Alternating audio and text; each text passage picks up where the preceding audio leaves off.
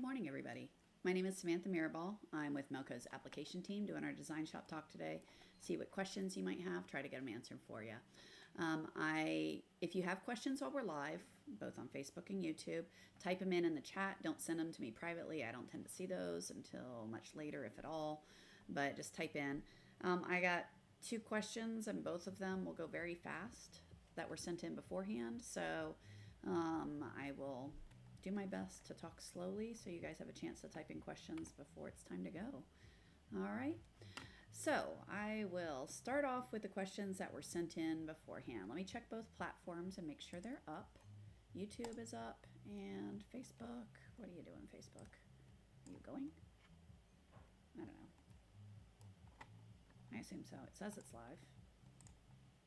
But is it? Yes, there it is. Cool. All right, excellent. All right. I'm going to close that. There we go.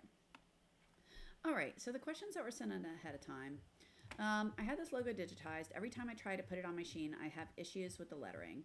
Like the C on top keeps messing up when the needle goes around. Any suggestions on how I can help make this easier?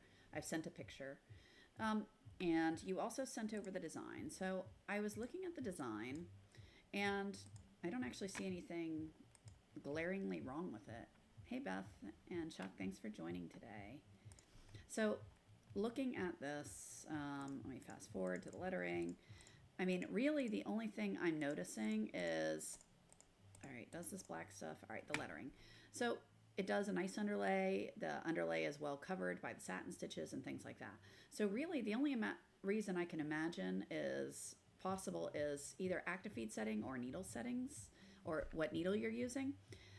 You are sewing on top of a fill, right? So, and there's layers underneath that. I do it all the time. It's not, you know, what you want to avoid is stacking layer upon layer upon layer, but this is pretty standard, right? This, what you've got. So in the digitizing, I didn't notice anything that made me go, ooh, I didn't see any of that. So what I would start with is active feed. If your active feed is too tight, right? So meaning your active feed, the number is too small. The smaller the number, the tighter the thread is, right? And as you're going through thicker items, you need more thread. So I would up your active feed from whatever you have it. Put it 1 or 2 points up, 3, something like that. So pick the active feed up and see if that helps. The other thing is, because you are going through thicker things here, because you have this fill, oh, more volume. Is that better? Let's see. Is that better on the volume? I turned up my mic and it says the gain is high. So hopefully that's better. There. All right. Yeah. So my mic is all the way up and the gain says it's good. So hopefully that's better. Okay. So, so what I was saying is increase your active feed. That'll make it a little bit looser so it might not be pulling as tight and causing the thread. Yeah, I turned the volume all the way up and the gain is, Melco says good. All right, cool. Excellent, thank you. All right, needles, that would be my next option. So on the needles, going to a sharp might be useful. There are combination points that are also nice. So, and then a last resort, you can go up a needle size. So like from a 7511 to an 8012. This isn't thick enough where I would think that's needed. But, you know, that's always another strategy. But I would start, like I said, the digitizing, just playing through it, it looks fine. I mean, looks good to me, honestly. They do a nice job with the underlay. You know, the satin stitches are nice and clean, so on and so forth. So I really would just increase your active feed from whatever you have it at, pick it up 2 to 3 points, and start with that and see if you get any better there. Okay, so let's see.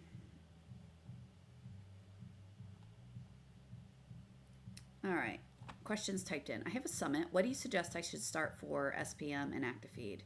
Really depends on what you're doing. Stitch per minute.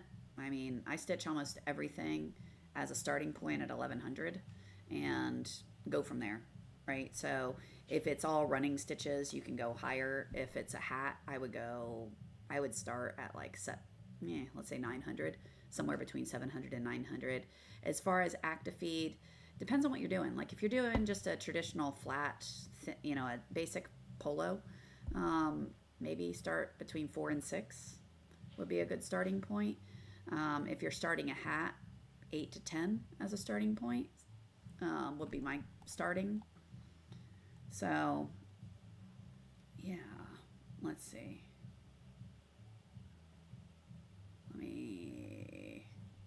I changed my chat window and it's tiny, so I'm gonna have to redo this for next one. All right, so does that help you with your summit question? The thicker the material is, the higher your active feed's gonna wanna go. And the speed, I don't know. I tend to run everything at 11 to 1200 and just go for it. That's just me. All right, let's see. Will you walk us through increasing active feed? Yeah, so I don't have a machine hooked up here, so let's see. I have screenshots from my machines. Where is active feed? There it is.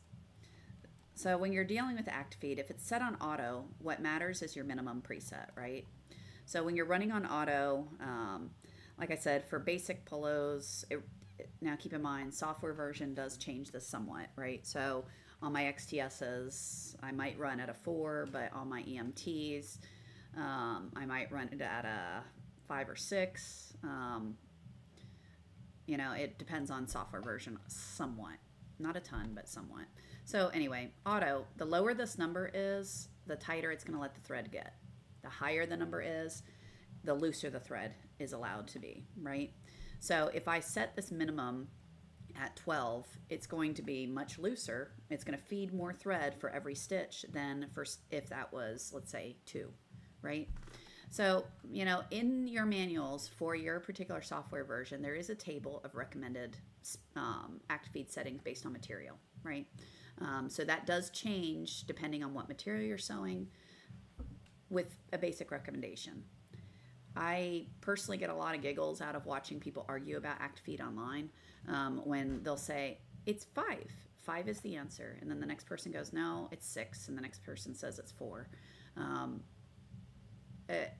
I don't find it to be that deep, like that sensitive. So there is a too high and there is a too low, but plus or minus 1, generally it'll run, right? So I would just work for what works on your machine, right? So for me, I always start most flats at 4 or 5, and then I look at how it's sewing and decide. If I'm snapping threads, that's an indication that my active feed's too low, so I pick it up some. So that's just how I work with that. So First Fruit Corbin, does that help any? Let me scroll down and see what other ones came in. Another question. I'm going from Simplified OS to Flex OS. How do I change thread colors on a 3-color design? All right, so in the advanced interface, go to this color sequence. If you click on that, and then that will bring you to this screen. So for this screen, down here, it shows you how many colors you have, right? This design has four color changes. So, and this is for this particular design, the colors that it was designed at. Do you have to sew it in those? No, you can sew it however you want. So it literally would go color 1. So as you're setting them up here, I would hit clear, and then color 1, let's say I want to sew needle 1. I click that, and 1 would sew on needle 1. Then for color 2, let's say that was on needle 5. I click 5. So that says color 2 sews with needle 5, color 3, needle 5, and so on and so forth. That's how you read this. So you just click around here and it fills this in. Okay. We do have some links on the active feed, so we do have some links down there for you to get some more information on that. All right, so yeah, from the Flex OS, from the advanced interface, that's how you would set it up. Okay. All right. I have some puff questions in the DesignShop 12. Is there a button that takes any font and no? Oh, sorry, I just stopped talking, but the question was, is there any button that takes any font and does conversions for 3D Puff? No. So you have to digitize the fonts for Puff, right? So there are fonts are pre-digitized for Puff. Oh, stop that. No. All right, this is what happens when I just start hitting on my keyboard. All right, so there are Puff fonts built into the software, these two. Those fonts are already designed to have all the, ooh, that is not how you spell my name, that are already designed to have all the caps you need. Then what you would do is you go into the properties, under styles, go change that to the Puff alphabets and apply it, and now the properties are assigned to that. But unless it's a Puff, it's specifically digitized for Puff, you're going to have to go do that yourself. Design those, design the font to be Puff ready. Okay, so Beth, the only ones that are pre-digitized for Puff are the ones under the Puff category here. All right, let's see what other questions. I need to make this bigger. It's making me crazy. Sorry, I'm trying to fix my screen. There, much better. All right, so I did that one. We talked about that. All right, and then I showed this for Puff and setting the properties on it. Okay, so I'm going to pop back over to my questions to see, since I think I covered everything that was typed in. So let's see what else was sent in ahead of time. All right, so I talked about this. I'm experiencing, oh, this one, I don't have a good answer for you. So this person says they're having issues printing designs from DesignShop. Do I have any tips or settings to make it work? No, I don't have any tips or tricks. It just works for me. So what I would recommend is, I know you're in Switzerland, who this came from. I would email the Switzerland tech support and see if they can log in and help you out there, because it just seems to work fine for me. So I don't know. So I would have them log in. That's the best advice I could give you there. Another question got typed in. If I use one of the pre-digitized fonts and then decide I need my item smaller, is it okay to shrink it down, or do I just start it? No, just shrink it, right? So as long as you're using text and you did not convert it over into expanded format, let's see, text, right? Oh, this is the Puff text. I don't want that. So someone just typed in, we need a whole detailed page on the Melka site just for Puff. There is one. In the Q&A section, there's a whole section on Puff. It gives you links to videos. It gives you articles to reference. There's a lot of good info out there. There's sample designs that you could study. There's good stuff. All right. So back to this question while I was prepping it. When you have text, right, and then you say, hey, I need to change this. Can you scale it? The short answer is yes, just scale it. If you make it as an expanded file, then you got to be careful. Scale it up or down, plus or minus 10%. All right. Short of that, this is wireframe based. So yeah, if I scale it, let me undo that. Right now it's at 1200 stitches. If I scale this down to something else, now it's at 600 stitches. Because it's wireframe based, it's built into the software. It's going to automatically recalculate the stitches to maintain all the properties you have set. So yeah, it's absolutely okay to scale it around. The only caveat I would give you, and I'll be honest, I break this rule all the time. These boxes, these code sheets is what I've always called them, you know, these flyouts that show you the preview of the font. Notice up in the top corner, it says suggested min height and suggested max height. That's what these were designed around, right? So if all of a sudden you're going to try to sew this at 7 inches tall, you might have to make some changes to it, right? If you're going to try to sew it at 0.2, it may not work overly well. You might have to make changes to it. So those are suggestions. I'll be honest, I violate those all the time, but I also modify the fonts when I know it's going to become a problem. So that's just me. But yeah, that's the only caveat. As you're scaling them around, go for it. Now, and just to clarify, that's as long as you're using built-in fonts here, right? So if you're using these two, yeah, you can scale them around. Notice it's got a min height of 0.5 and a max of 0.2. Same with this one, 0.8 to 2. So yeah, have at it. Scrolling back up because some questions came in that scrolled on by. Let's see. I talked about that. All right, we did that. Staying on the puff talk on Flex OS, how do I add the 3mm puff setting? Okay, so let's go back there. Again, I don't have a machine. What you would do from the Flex OS over here, you would click on this color, right? So I can't do it here, but if I click my mouse there, that will then highlight. So that line item will highlight. And then over here, you select which box you want. You're using 3mm puff, click that, apply, you're done. That will automatically change the act feed settings when it gets to that color to increase it for puff, just like it does in the simplified. Okay. All right, so Alberto, does that help? All right. If I set up puff letters in a different software, will Melco OS read the adjustments to stitch it at puff? That's an interesting question, just how it's phrased. That's why I'm sitting here scratching my head or thinking. If you digitized it in design or in whatever software, it doesn't matter, whatever software you want, and it's digitized appropriately to sew puff, right? So it's got the higher stitch count because the needle penetrations are closer together because the density is lower. It's digitized correctly with the color change so that you can put a pause, a hold, or in the sequence to be able to lay the puff down. Then yeah, you just load it. You would put your colors, you'd put your hold for when you need to put the puff down, do your other two colors, and you're good to go.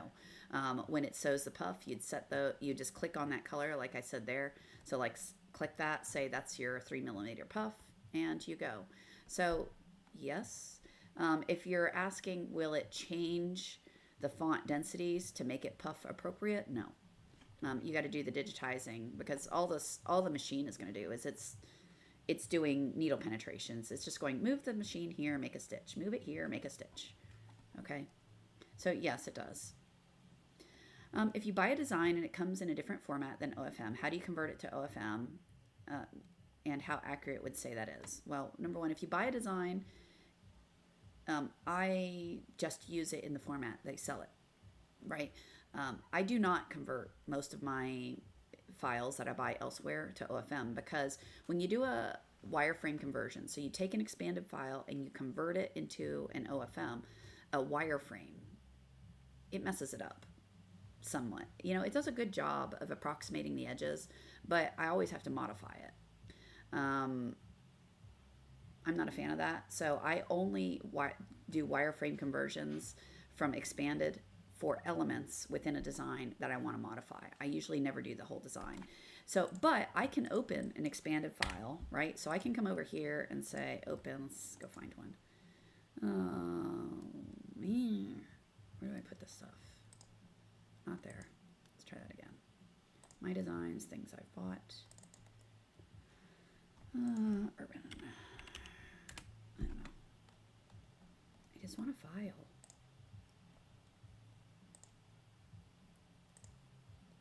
That one's pretty. All right, I'm gonna open that. All right, that's a Jeff file, right? So that's just the format I bought it in. All right, so let's make it a color where we can actually see it on the screen. Oh, undo. Light green, dark green, whatever.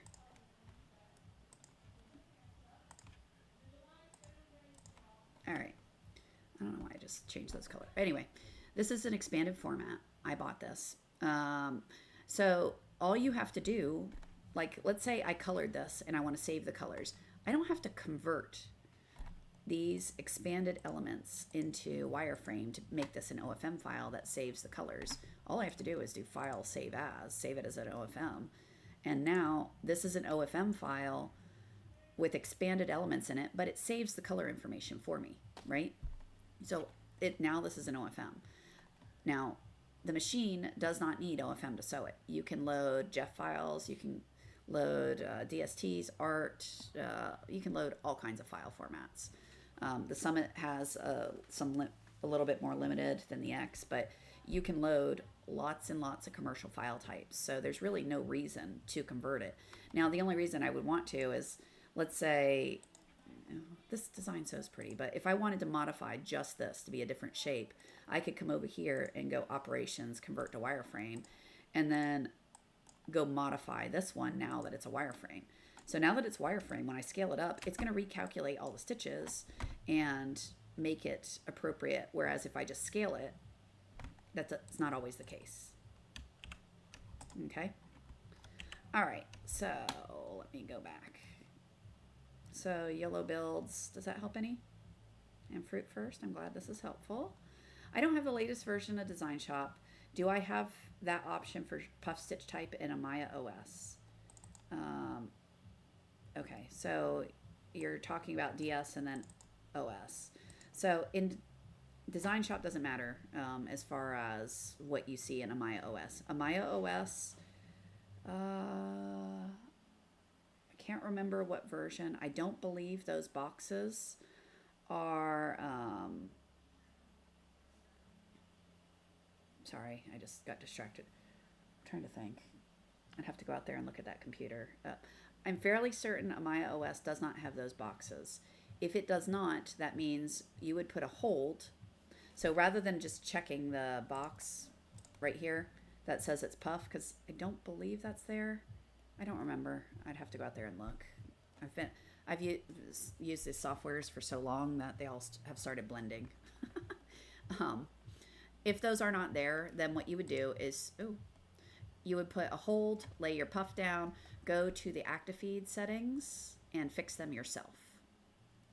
And that is done right here. So when it gets, let's say right now, I just did instead of applique, that was hold, I'm now in color 5. So I would up this Actifeed to 20, for instance.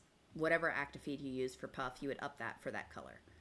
You can also do that in settings by color, which is this tab right here. I have it here somewhere. I don't know where.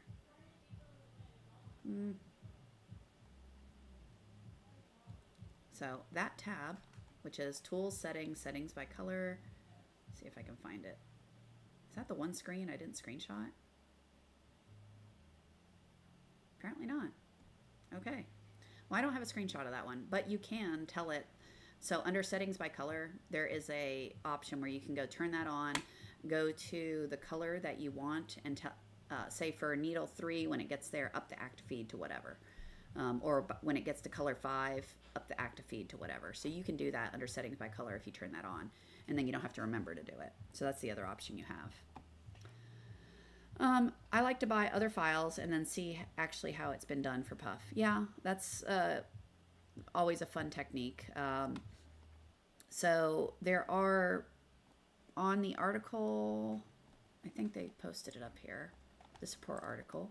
Here's another thing you got. So on the support article, down at the bottom, there are some sample files. So you can always open those guys up and study them and see how they're done, right? Look at their properties, look at the caps, look at all the things that make this a puff file and assess how it's done. So you can walk your way through this and figure it out and see, use it as a learning opportunity. Okay. What else do we have? All right, I think I'm going to scroll back to the top, make sure I didn't miss stuff. So I spent a lot of time talking about puff setup on the OS.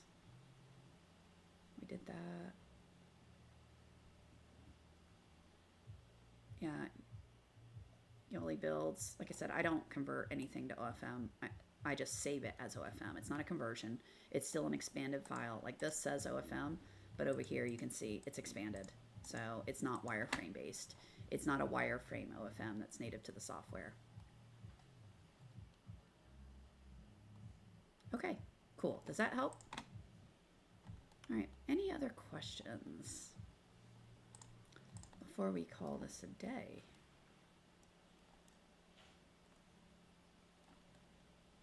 Wait to see if anyone's frantically typing so I don't just cut you off.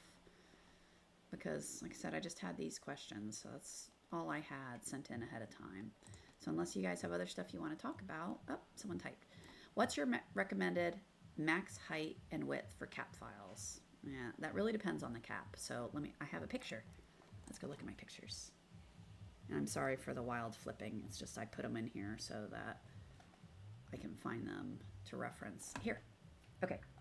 So when you say what's the recommended max height and width for cap files, it really depends on the design, on the hat that you're sewing on. So I usually take a hat that I want to target, and I measure this distance. So from the brim to before the bend gets crazy. When the bend I wouldn't be up here. It's too far onto the top of the head. So about when it's starting to bend, I measure that.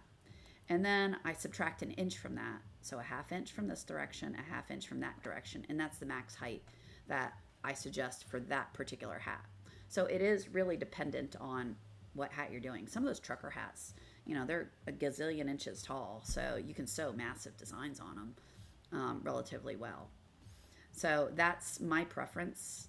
Now, can you sew more?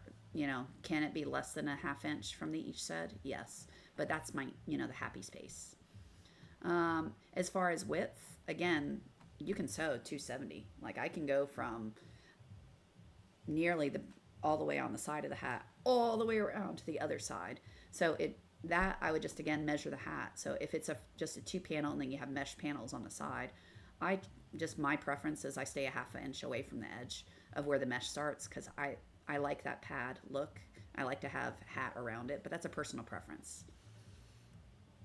So that's just a me thing. I've seen people sew all the way up to the very edge where the mesh runs into, and they like it, and that's great. It's just, for me, I like a little bit of fabric to tie it all together. So Nicole, that's what I would suggest, is measure the individual hat you're targeting and decide based on that. Beth and Chuck, I'm going to attempt a large SB. I don't know what SB is. For my son's lacrosse tee. Oh, I guess you're going to put an S and a B on the front of the hat. I add a manual edge walk. Is that is mainly to hold the puff down so it doesn't slide around? Yeah. So when you put the puff down, one of the very first things I do is run a running stitch around it just to hold it still, so that when it does the actual puff, it's not moving around. I also don't like to rely, I've seen a lot of people use rubber bands and tape and all kinds of stuff to hold the puff to the hat. That's great, but it'd be better if you sew it, right? So tape, it stops it from flopping around. So yeah, that's what the running stitch would just be to hold down the material, and you go from there.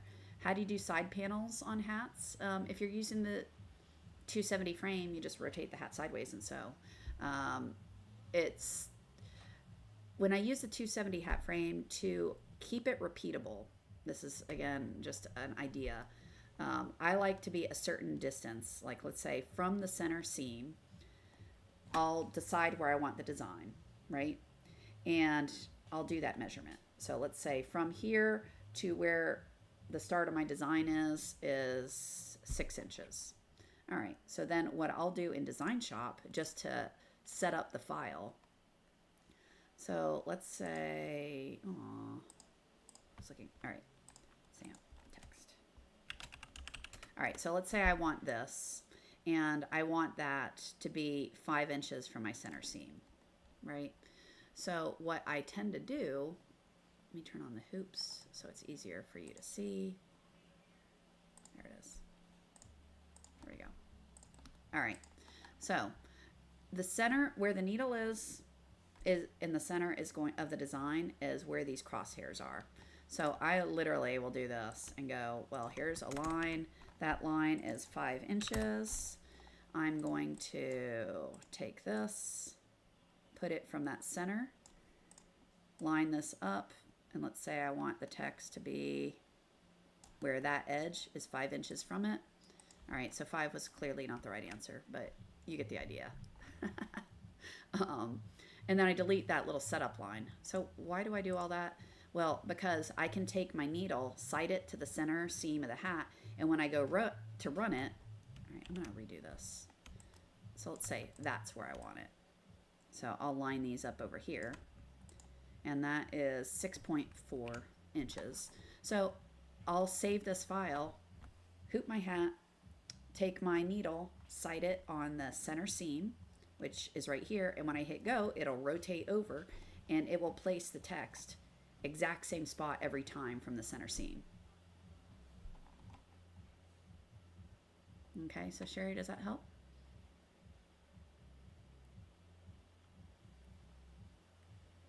All right. Um,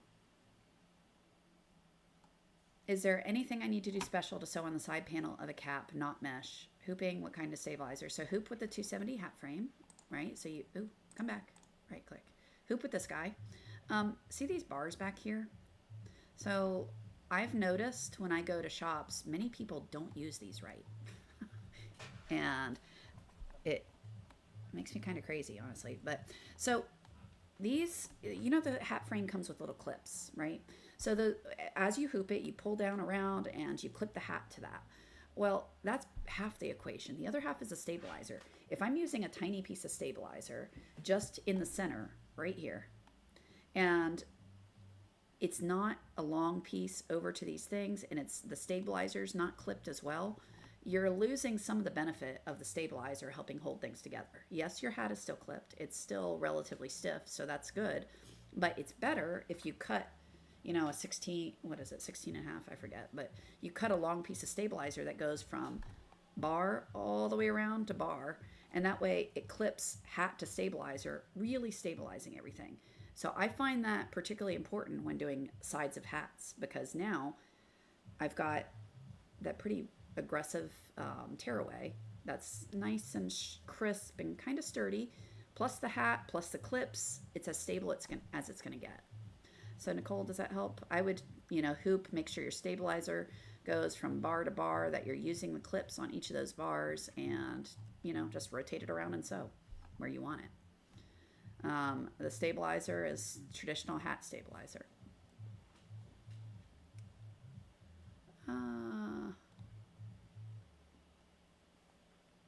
Since the SB puff is a design and not font. Oh. So if so Beth, you have an SB and it's not designed for puff, but you want to do it as puff, I wouldn't do that unless the design has been done for puff. It's not going to cover it right. It won't look nice. So you would want to redigitize the S and B to be specific for a puff sew out. All right, let's see. NZRRCO just typed t-shirts. Oh, sorry. Any tips on sewing and digitizing t-shirts to avoid puckering and tearing? Okay, so a lot of that has to do, there's there's a bunch of stuff, right? So trying to think where to start. So half of that's going to be in how you hoop and how you select stabilizers. That's going to be half the equation. So if you're overstretching it, so let's say you've laid down your stabilizer, your shirt, and you pull it nice and taut, and you press down on your hoops. When you undo it, that shirt pulls in because it was stretched when you are hooping it. You don't want to do that. You want it nice and flat, but not stretched when you go to hoop.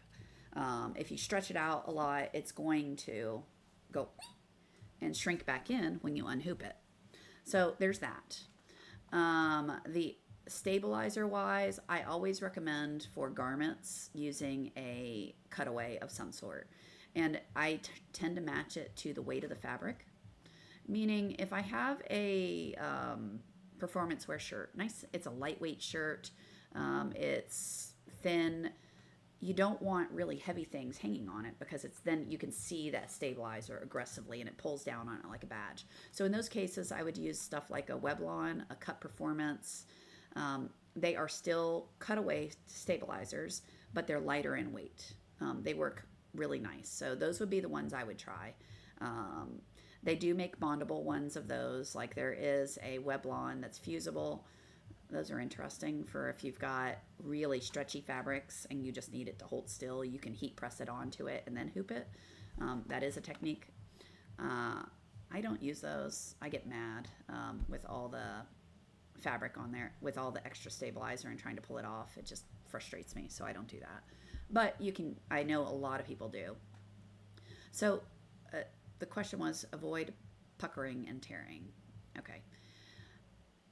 So stabilizer, use a cutaway, hoop it well. On the digitizing, try not to overdo it on densities, right?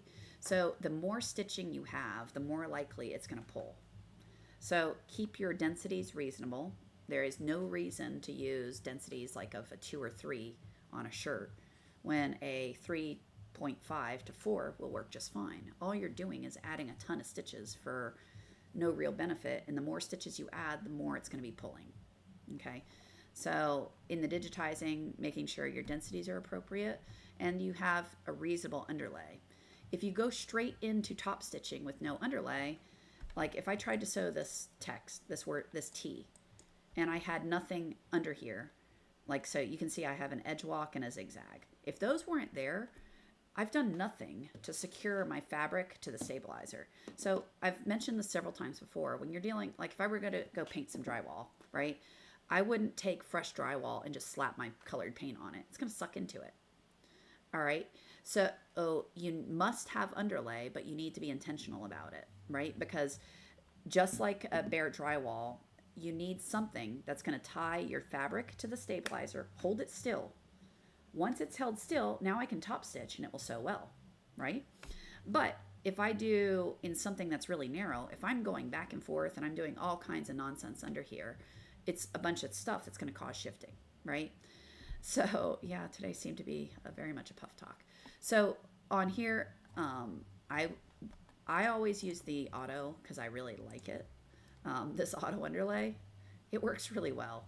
If you don't want to, like I would suggest, on thin columns, an edge walk at a bare minimum, right? So as a bare minimum, an edge walk, a zigzags is not a bad idea either. What that's going to do is it's going to tie your stabilizer to your fabric, help hold it still so that when your top stitching goes in, it can't pull as much as it would if it had nothing underneath it. Okay, so, but what you don't want to do is have like a full crosshatch pattern under tiny little things. It's just too much, right? So you do need underlay. Everything needs underlay in my opinion. Everything. Never go into top stitching without having something. What's the best way setting for tatami stitch? Tatami stitch is just a fill. Right? What tatami are you looking for? Like one of the patterns? I mean, tatami is just their term. It's another brand's term for fill. So, like this is a fill, right? So, 3. So on these, best settings for it, underlay, I like the auto, depending on the size of it. This one you'll see, this is really slow. Let's go back up. I like this cross stitch pattern for the underlay a lot. If I'm sewing on a very stiff material, then I increase this density just to reduce the stitch count, because while this is fantastic, if I'm sewing on like a Cordura or a nylon backpack type material, I don't need a ton of underlay. I still like it because that's me. I like it, but I don't need that much. On the density, so that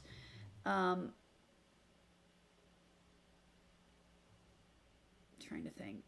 Really, there's a few things that would be reasons why to change it. So anywhere for a 40 weight thread, anything from a 3/7 to a 4 is good for a 40 weight thread. When you're sewing on like a dark, I'm trying to think which way it is. It's a light color on a dark fabric. Sometimes you'll see the fabric sticking through. So you can decrease the density just a little bit to get that coverage a little bit better. It's less light. You don't notice it as more when you have dark threads on light fabrics. I'm pretty sure that's the way it goes. There's one way. I'm pretty sure it's light fabric on light threads on dark fabrics. You'll see the dark poke through more versus the other direction. You don't see it as much. So decreasing the density, I don't really go anything less than 3/7, 3/7, 3/8. It just is adding stitches for fun. When the actual thickness of the thread is roughly 3/7, 3/8, right in there anyway. So I'm designing it to touch as it sews. So that's my preference. 4.0 is what I would call industry standard. My personal preference is to decrease that down to about 3/7, 3/8. And that's where it looks pretty to me. I will 100% say that's a me thing. Industry standard doesn't agree with that. That's just, you know, my eye. I look at it and I'm always unhappy until I do that. So, all right, Bob, does that help any? Yeah, so on the underlay, yeah, no problem. So on the underlay, like I said, if I'm sewing on a heavy cordura or something that's really big, I do increase that because, okay, can we make it away? So that these cross hatches, because I really, like, I love the cross hatch underneath underlay, but I don't need a ton of that. On the SB for puff cap, should I use 15 min active feed? Probably. I mean, I usually do 20 to 25 as for puff as my minimum active feed when it's doing the puff layer. So I usually do higher than 15.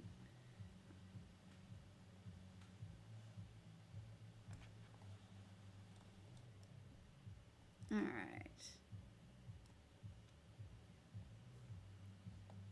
Cool. What other questions do we have? Scrolling back to see if, as I was talking, if anything got missed. I think I got them all. All right. Any other questions before we call it a day? And I think next week is, while you guys are typing, just in case you are, the 12th. I'm good. Yep. All right, everyone. I don't see any other questions. Oh, something came in. Let's see. Does Melco have a digitizer we're able to send designs over to get completed? Just a question. Yeah. So, no, not right now. They were working on some stuff. I don't know how that's, I don't know. I'll have to talk to them and see if something they're working on is coming to fruition or not. But they do have a list on the website.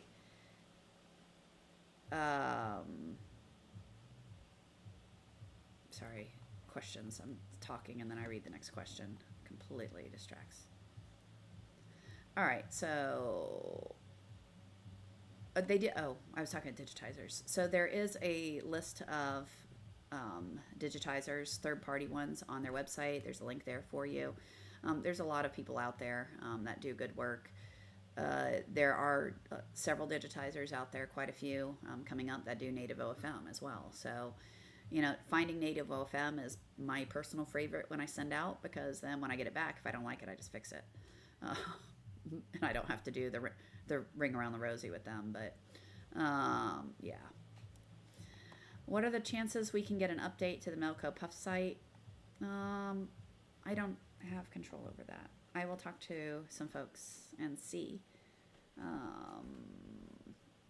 I can't edit it, but I'll ask and see what we can get done.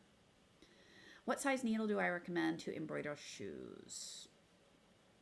Yeah, probably an 80. I mean, I'm horrible. I start everything with the 7511 period.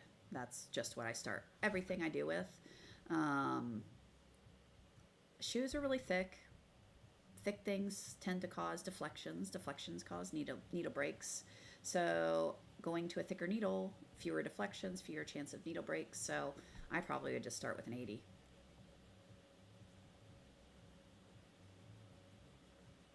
Okay. Yeah, no problem. All right.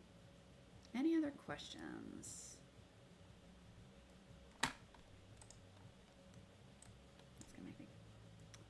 All right. I don't see any coming in. So don't forget, in case people are typing, I'm going to run my mouth for a minute. Don't forget, you have the place where you can type in questions. Where is it? That. So there's a form. You know, if you go to the Melco service site, click on the FAQ, takes you to here. You can search for DesignShop. When you get to the DesignShop episode talk thing, right here, there's a link. You can click on that, and it will take you to a form where you can submit questions at any time. Jen, I'll wait for you. So you're good. I see that you have a question. I'll wait. I'll keep talking about this. But type in the questions anytime. If you have more than one picture to send, just keep submitting it. I'll see them. They come up as line items for me. So you don't have to keep retyping your question to say, picture one, picture two, whatever. It's very obvious to me when it comes across on my form that, here's the question and these three go with that question. So you can attach multiple things by submitting it multiple times. But that way, if I need to make an example or go get clarity from engineering, whatever, I have opportunity to do that for you. All right, and Jen has a question, so I'm going to hang on until I see that come through. Do I have a maximum checked next to the preset? Mine's at 24. Yeah. So I don't usually use the max on my equipment. So that's this guy here. Can you use it? Yes. What does it do? It prevents runaway. So if you notice for whatever reason, it just keeps climbing and climbing and climbing, and next thing you know, it's trying to sew at 80, and you don't want it sewing at 80, you want it sewing at 30, then yeah, you can put a max and it'll stop a runaway of the active feed. I don't usually check that unless I notice for whatever reason a particular design is being silly. And that's, I don't know the last time I did that, honestly. Yeah. It's been a long time. All right, what other questions? I guess I need to go take pictures of the summit to put up here and all their screens, so I have that to answer summit questions. All right. All right, everyone. Well, have a fantastic weekend. Submit your questions whenever you have them, and they'll be here for next week. I will be back next Thursday, and we can do this again. Thank you all for joining. I like it that when it's interactive, it's more entertaining for me. And I like it when everyone tries to stump me. So that's fun. All right. Well, until then, I will see you next week. Oh, someone else typed. Let's see what we typed. Active feed. All right, we have one more question. I happen to like the Melka UI user interface. It shows bigger icons, but it looks like you can do more with the detailed. Do the settings in the detailed UI transfer over? I don't actually know. I run one or the other. I've never tried setting it up in one and then switching to the other. I assume it holds, but I honestly don't know. I would have to go try that. Yeah, I'm a technician as well, and I like seeing everything from one screen. So that's why I've got overly attached to the advanced interface rather than the user interface, because I can get to all the same data on the user interface. I just got to click through screens. So that's just, like I said, it's a personal preference I've developed. But I will try that to have a better answer for you next time, because I honestly have no idea. I assume it transfers. Because it has to transfer, because I have gone at clients' locations, switched over just to check stuff from the single screen. So I assume it goes the other way. All right, everyone. I will talk to you guys next week. Have a fantastic weekend. Have fun sewing, and let me know what you want to learn. I will ask about the Puff site and see what we can do. All right. Okay, Yellow Builds has another question. You guys are being good. You're typing quick before I hit stop, so. What happens if the needle stops not fully retracted? E-stop and release, and I'll go back up. I mean, nothing. It just stops, right? Yeah, I would just hit the E-stop and release it, and it'd go back up, right? So that's, I'll say the only time I've seen that routinely happen is someone had a faulty, the wire on the back of their, that keypad, one of the wires inside, they had somehow pulled the wire free and it was rattling. It was the solder joint had broken.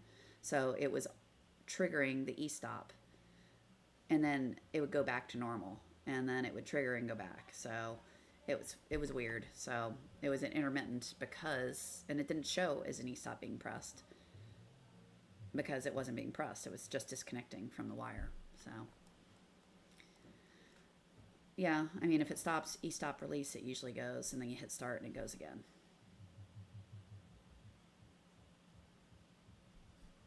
And if not, call when it happens, call tech support and let them log in and look at it for you.